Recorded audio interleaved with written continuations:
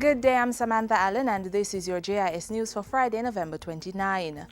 Cabinet has given approval for the Non-Communicable Diseases NCD Strategic Plan 2013-2018. The plan will serve as a roadmap towards a goal of reducing NCDs, including but not limited to diabetes, cancer and kidney failure.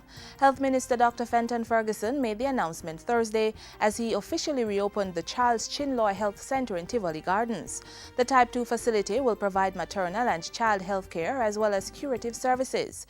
It was refurbished at a cost of $31 million with funding support from the Culture, Health, Arts, Sports and Education Chase Fund.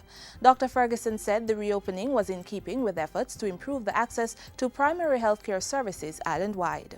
So as we go forward, ladies and gentlemen, as we build the primary care network, it is my hope that your center over time will become a center of excellence too.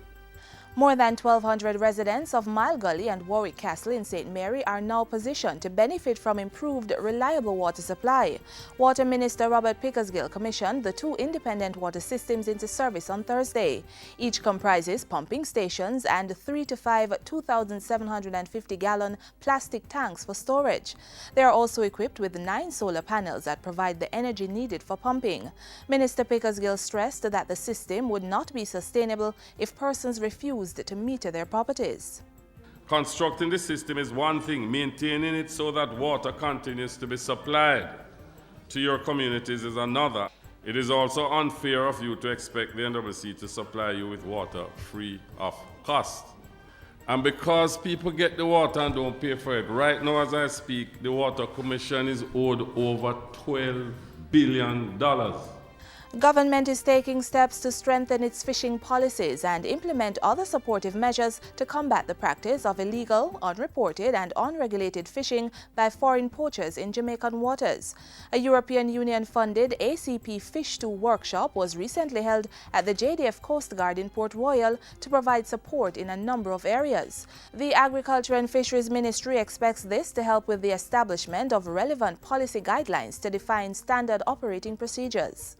At the end of the day, the process must be efficient and effective, both in terms of cost and results, by ensuring that foreign poachers, when caught, are dealt with expeditiously and decisively in our courts, and moreover, they are dissuaded in the strongest way possible from poaching in our waters. The Tourism Ministry has launched a Russian and Spanish language skills training program to improve these services offered to non-English speaking visitors. Approximately 300 tourism workers will be trained in Russian and Spanish communication skills.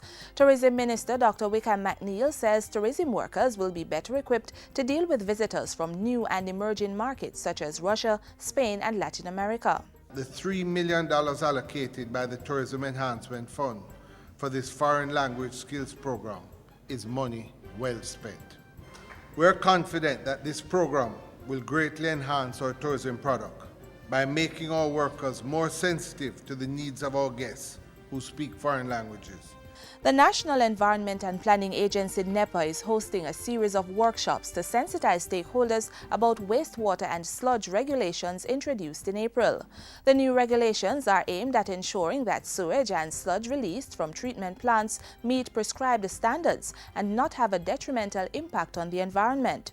The workshops began on November 19 in Montego Bay. Stakeholders in the sewage and wastewater treatment industry are encouraged to turn out for the last in the series next Tuesday, December 3 at the Baptist Church in Ocho And finally, as the season for giving draws near, there is another call to support the expansion of classical music locally. I would call all Jamaicans, organizations, institutions, individuals to continue to support the National Youth Orchestra of Jamaica so that they can continue to do the work, the good work that they are doing. And who knows, maybe one day you will have a famous National Youth Orchestra such as Venezuela has it.